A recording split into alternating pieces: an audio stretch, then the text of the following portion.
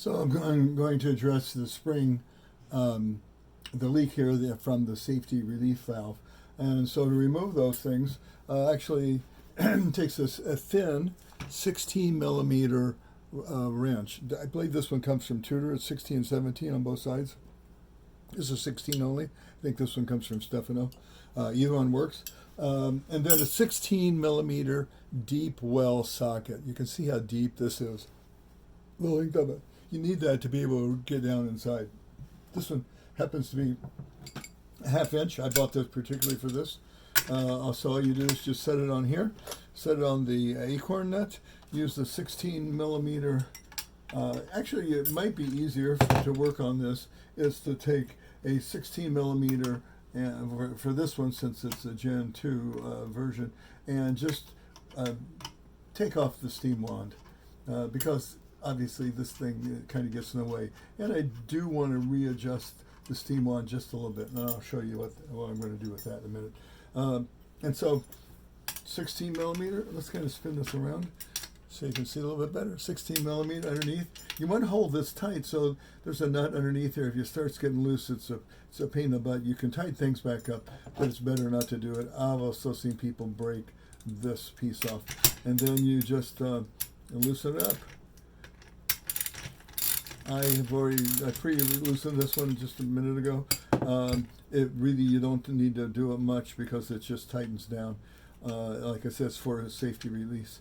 This is a catch basin, and so you want to hold on to it so it doesn't fall. And then once this thing gets all unthreaded, unscrewed, it will come loose. And the parts inside here are a spring and a nut. Here's a spring, not a nut, and a ball bearing. Here's a little ball bearing. The ball bearing fits right on top of here, and that's what seals it up, of all things, if you can believe that. That's all there really is there. I may need to clean this up a little bit more. I don't know if I spent any time on this before, but I think I will. I'll clean that up. And then the ball bearing goes here. And what I want to do is to make this work, close quicker. I want to close it all because it's not closing at all. I want to elongate this spring, and to do that I just pull it, and this spring seems to have some elasticity in it still, so that's good. So I think that's probably all I need, and then I'm going to clean this up and reassemble everything.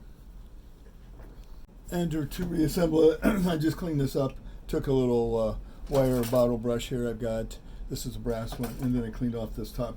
I don't know, just to make sure it's all cleaned up.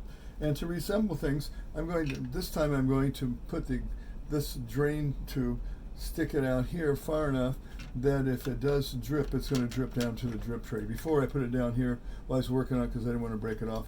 But now that I'm completing things, I'm going to do this. So let's see what we get here. So and I won't know till next time I fire up the machine. So you put the ball bearing in first.